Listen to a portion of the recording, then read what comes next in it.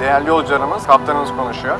Bugün önemli bir gün. 6 yıldır Türk Hava Yolları ailesinin pilotu olarak görev yapmamda büyük emeği olan ustam, havacılık duayeni olan öğretmenim Selahattin Onan uçağımızda bizlerle.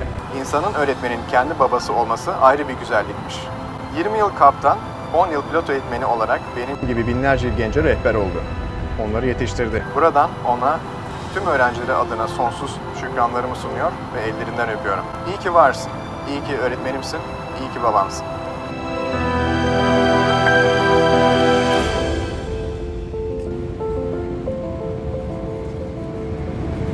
Hocam, Türk Hava Yolları'nın tüm kaptanları adına Öğretmenler Gününüz kutlu olsun. Tüm emekleriniz için çok teşekkürler hocam. Sizi çok seviyoruz.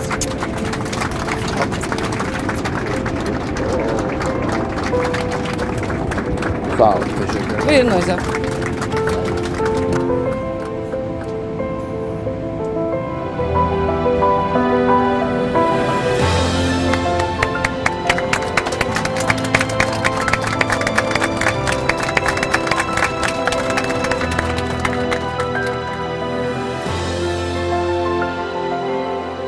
Bu vesileyle hayat yolculuğumuzun pilotları öğretmenlerimizin Öğretmenler Günü'nü kutluyor, iyi uçuşlar diliyorum.